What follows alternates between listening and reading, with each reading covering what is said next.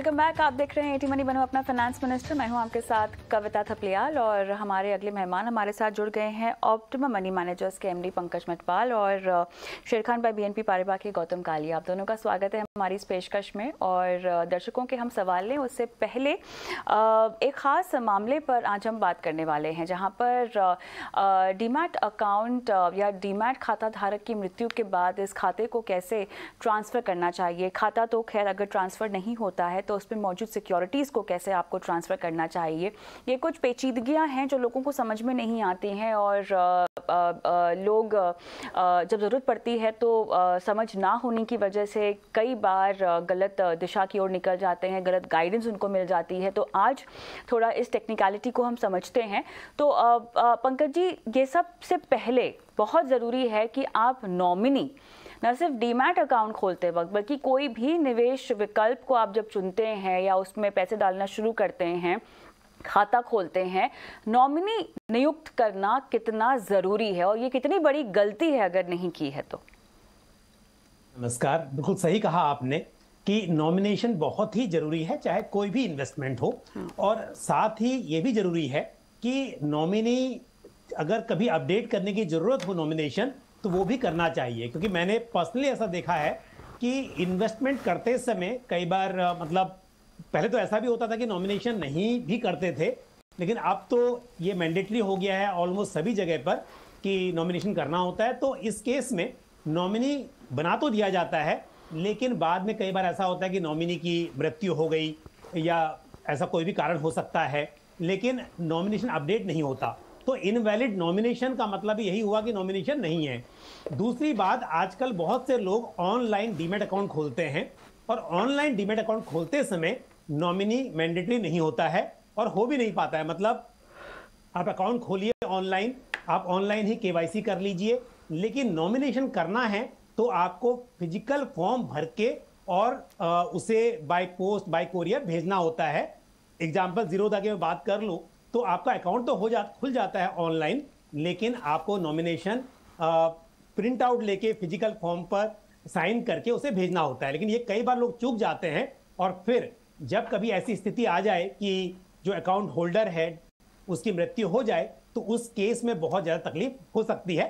तो सभी जगह पर नॉमिनी जरूर बनाएं। और म्यूचुअल फंड में तो मैंडेटरी हो गया है कि बिना नॉमिनेशन के आपकी एप्लीकेशन सबमिट ही नहीं होगी या आपको डिक्लेरेशन देना पड़ेगा उसके लिए। तो जहां मैंडेटरी है वहां भी, जहां नहीं है वहां भी आपको नॉमिनेशन जरूर करना चाहिए।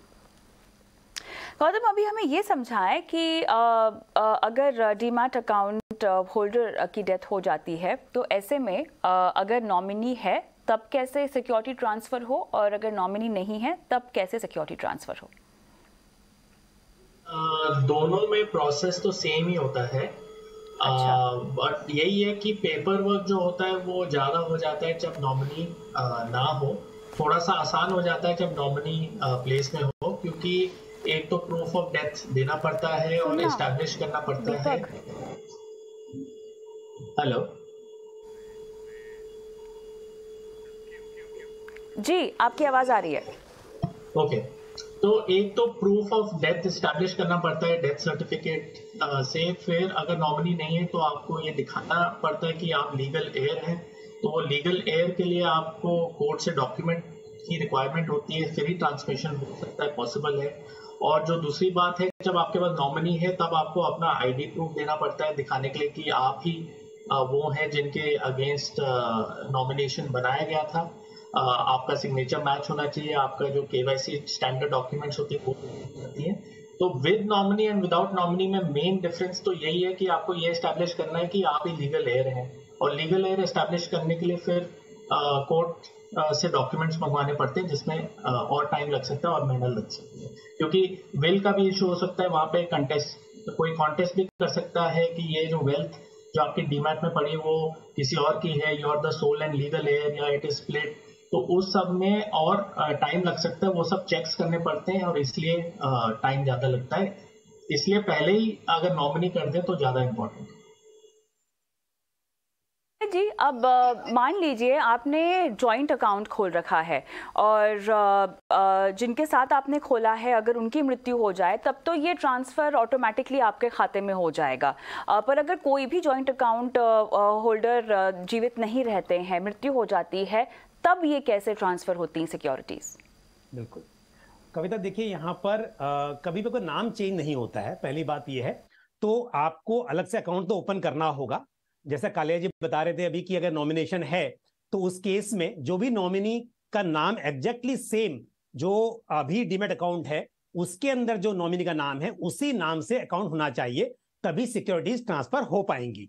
तो ऑलरेडी अकाउंट है तो भी ठीक है, और नहीं है तो नया अकाउंट खोलना है तो उसी नाम से खोलना होगा जो नाम नॉमिनी का लिखा हुआ है अभी डिसीज्ड के अकाउंट में। उसके बाद आपको ट्रांसफर करने के लिए अगर नॉमिनेशन है तो फिर प्रोसीजर सिंपल है कि नॉमिनी है और ट्रांसफर हो जाएगा। लेकिन विल है तो भी आसान है, विल के बिहाफ पर के बेसिस पर ट्रांसफर हो सकता है। प्रोबेट ऑफ विल की जरूरत होती है, लेकिन सबसे ज्यादा दिक्कत तब आती है जब विल नहीं हो ये और नॉमिनेशन भी ना हो।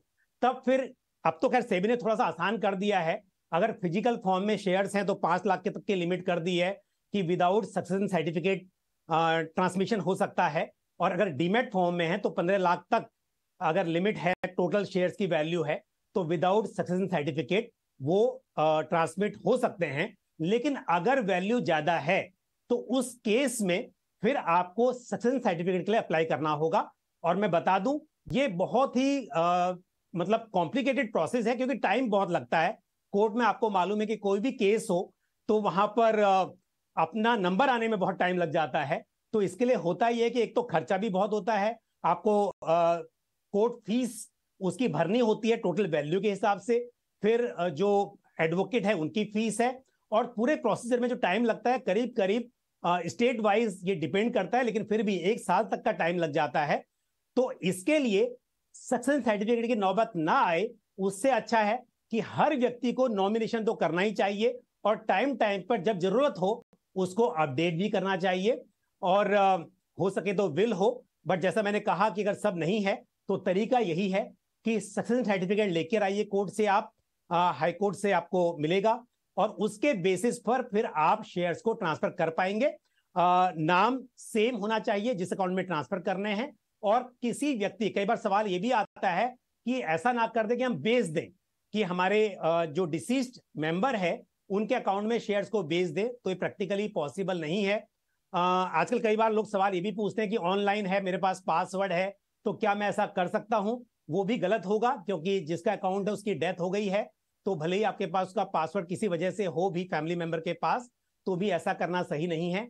उसको ट्रांसमिशन के बाद ही शेयर्स को सेल करना चाहिए, और एक बार सारे शेयर्स आपके सेल हो जाएंगे ट्रांसमिशन के बाद, तो वो अकाउंट जहां से ट्रांसमिट किया था उस या ट्रांसमिट हो जाएंगे पूरे शेयर्स, तो जिस अकाउंट से ट्रांसमिट किया था उसको बाद में बंद किया जा सकता है।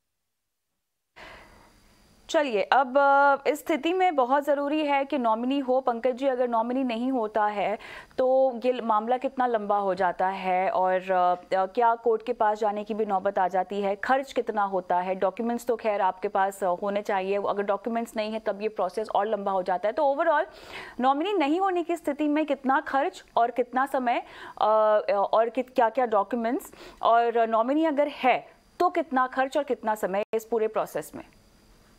नॉमिनी है तो खर्च आपका ना के बराबर है। उसमें कुछ बस आपका जो मतलब हो सकता है डेथ सर्टिफिकेट उसको नोटराइज कराना हो, उतना खर्च, तो ये 100-200 रुपए वाली बातें हैं, ज्यादा कुछ नहीं होगा। विल है तो विल का प्रोबेट, कुछ स्टेट्स में प्रोबेट मैंडेटरी है। प्रोबेट का मतलब होता है कि विल जो है उसको कोर्ट में दिया जाए, और कोर्ट उसके बाद आपके फैमिली मेंबर्स जो भी हैं उनसे ऑब्जेक्शन इनवाइट करती है कि किसी को इस विल के ऊपर ऑब्जेक्शन तो नहीं है। अगर कोई ऑब्जेक्शन आता है, कोई उसे कंटेस्ट करता है, तो उस केस में टाइम लग सकता है, प्रूव करना पड़ेगा।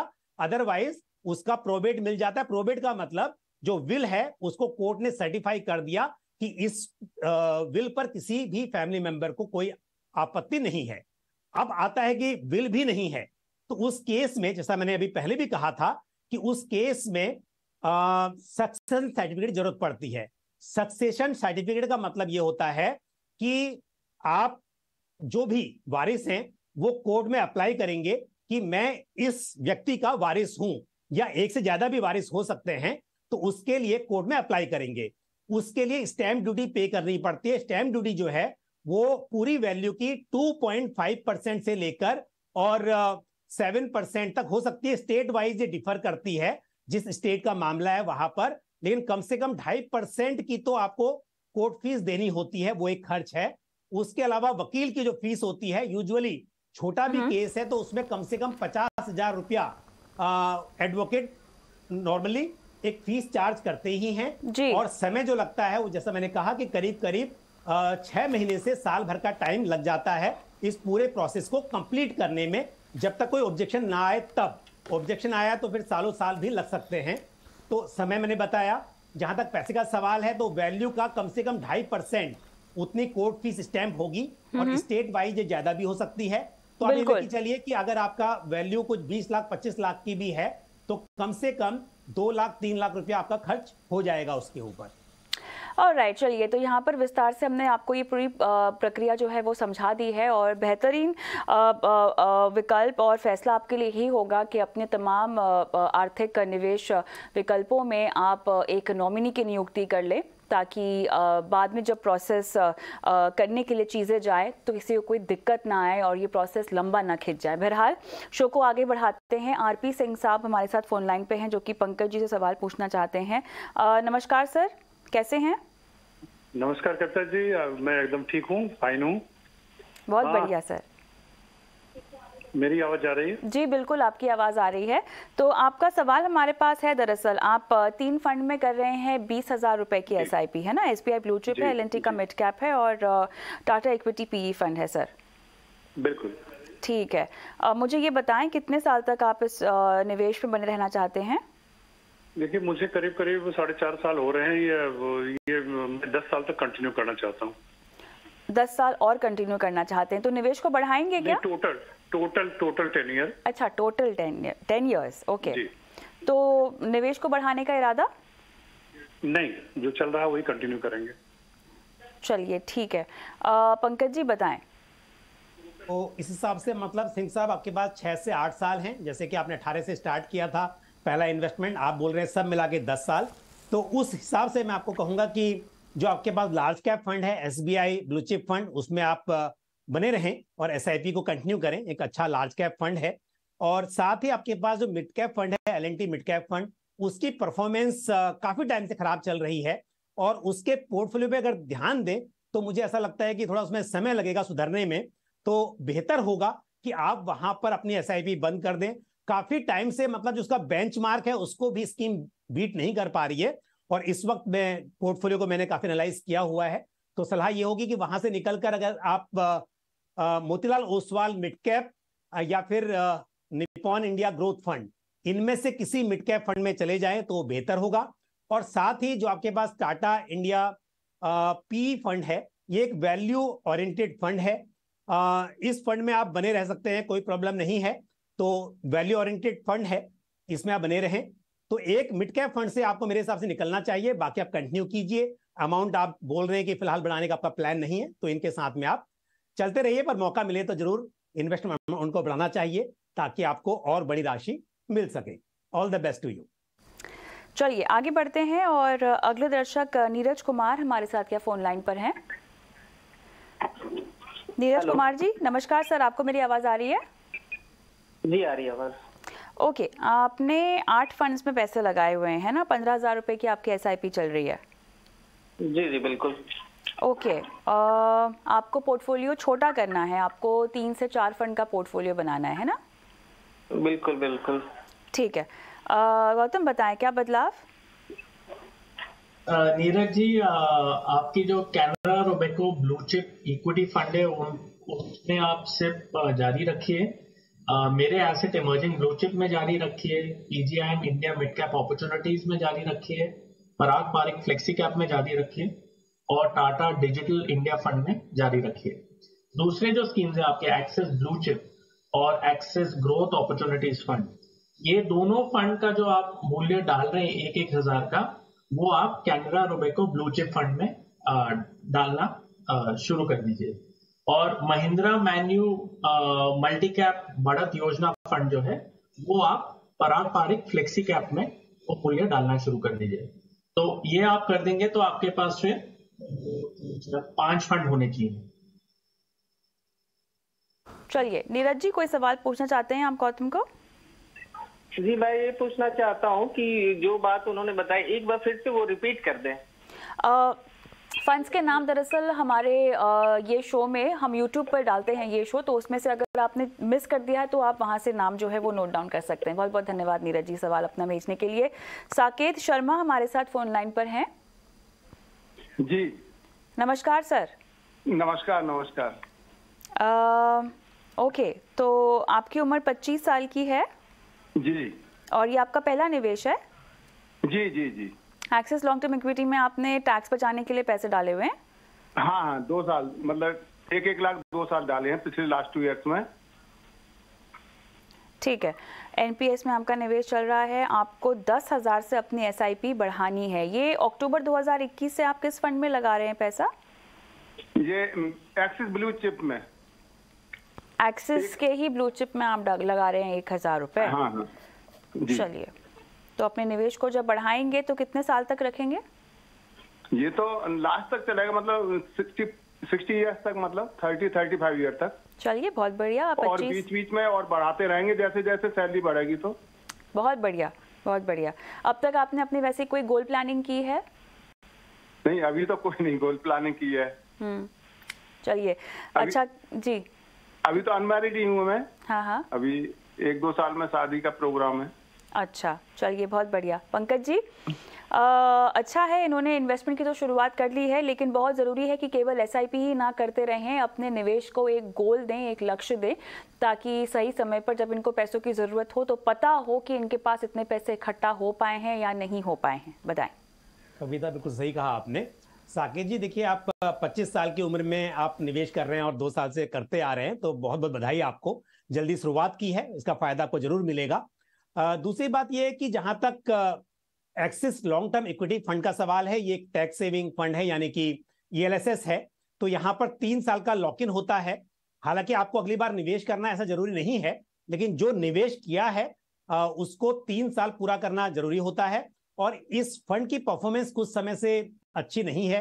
अगर पोर्टफोलियो देखेंगे तो 64 यहाँ पर मेरे साथ 40 स्टॉक्स हैं, लेकिन 64% एलोकेशन जो है वो सिर्फ 10 स्टॉक्स में है। तो इसका जो पोर्टफोलियो है उसको देखते हुए मेरी सलाह आपको ये होगी कि आपने जितना किया उतना सही है। इस साल का निवेश आपको करना हो तो किसी और टैक्स सेवर फंड में आप करें, वो बेहतर होगा, डाइवर्सिफिकेशन भी होगा और फंड की अच्छी परफॉर्मेंस आपको मिल पाएगी किसी दूसरे फंड में, वो बेहतर रहेगा। और जहां तक ये 10,000 रुपीज आप SIP करना चाहते हैं, उसके लिए मैं आपको 3 फंड की सलाह दूंगा। जो 1,000 रुपीज आप कर रहे हैं एक्सिस ब्लू चिप फंड में, उसे जारी रखिए। और बाकी के लिए मैं आपको 3 फंड्स बताता हूं और डिवाइड भी करके बताता हूं। आप एक काम कीजिए, 4,000 रुपए आप कीजिए ICICI prudential large and mid cap fund में, साथ ही 4,000 रुपीज आप Nippon India flexi cap fund में कीजिए, और 2,000 रुपीज पर मंथ की SIP आप कर लीजिए कैनरा रूबेको स्मॉल कैप फंड में। तो 4 एंड 2,000 इस तरह से आप डिवाइड कीजिए, और समय के साथ जैसा आपने भी कहा कि अपनी SIP अमाउंट को बढ़ाते रहिए ताकि आप बड़ी पूंजी जुटा सकें। चलिए शो को आगे बढ़ाते हैं और अब सीधा रुख करते हैं निवेश के गुरु मंत्र की ओर।